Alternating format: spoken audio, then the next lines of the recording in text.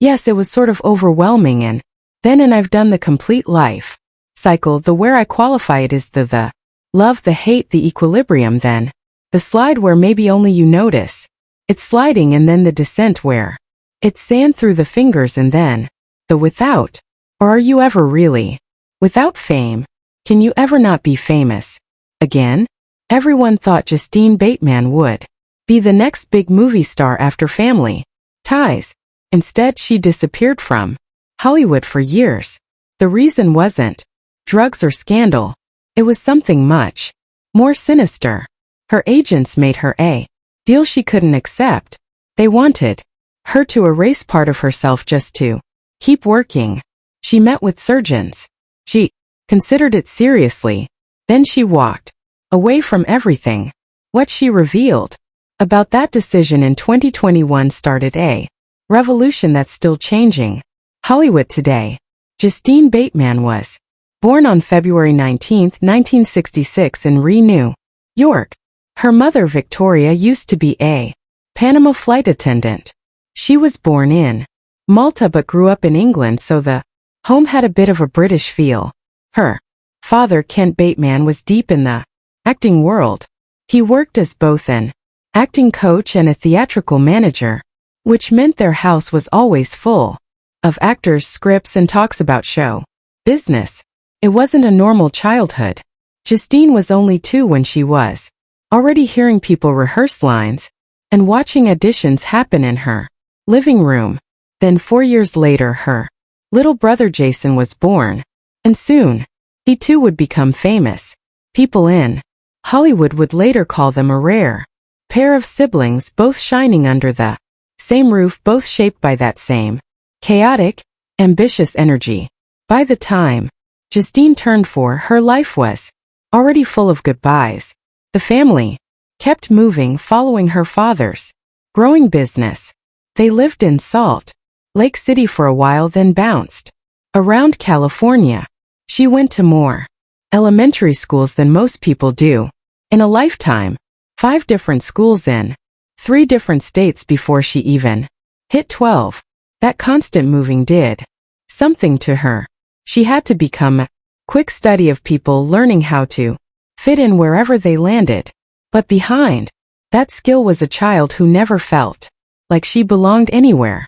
She had to keep changing herself just to survive. And that need to adapt would later grow into perfectionism and a deep desire to stay in control. Things at home were even more intense than school. Her dad believed in strict training. By the time Justine was 8, he had her and Jason on daily routines, not chores or homework, but things like script reading, voice exercises, and networking events. Their dinner talks weren't about cartoons or school drama. They were about acting techniques and career moves. And what made it worse was that Kent kept written records. He would actually rate their appearance, their confidence, and share that with agents. He even timed their practice auditions, comparing them to each other. Jason got his first big role on Little House on the Prairie when he was just 10. That raised the bar for Justine. She was only 12 and already carrying the weight of expectations. The anxiety started there. She couldn't afford to mess up. Every move she made felt like a test she had to pass. Going to public school didn't help. Most celebrity kids had private tutors, but her parents thought regular school would keep things real. Instead, it just made her life harder. Teachers treated her differently. Other students teased her. Some said her parents were fake. Others thought the family was just pretending to be normal. She missed birthday parties and sleepovers because parents didn't want their kids too close to Hollywood people. In 4th grade, kids made fun of her by playing a mean game they called Hollywood Justine. They'd mimic her and laugh whenever she tried out for school plays. She learned to stay calm on the outside, but inside, she felt like she never fit in. That feeling followed her into adulthood.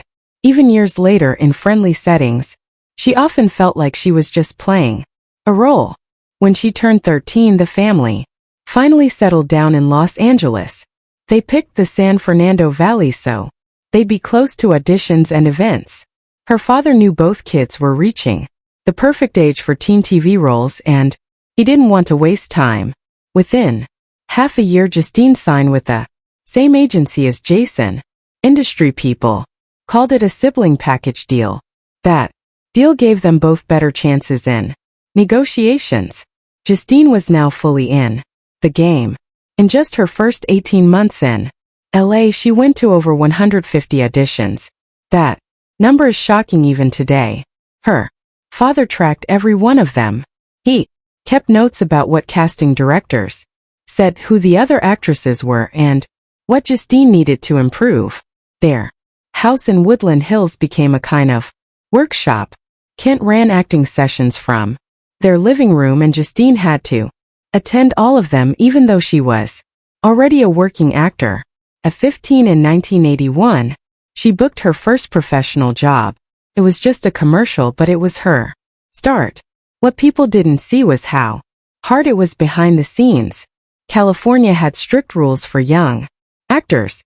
She had to keep her grades up or she couldn't keep working. That meant she was always rushing, filming a commercial, then hurrying back to class. Most adults would have found it exhausting, but for Justine it became normal. Every hour had to count. She learned to manage her time like a pro. Balancing auditions and schoolwork was pressure she never asked for, but it made her stronger. She went to Taft High School in Woodland Hills. Everyone knew she had talent, especially in drama class, but she didn't get to enjoy being a regular teenager.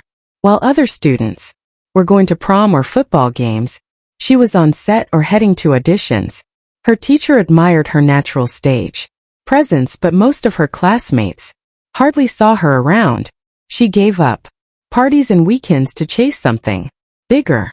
By the time she was 15, she was making serious career decisions. That early sacrifice would later shape how she saw fame and what it really meant to grow up in the spotlight.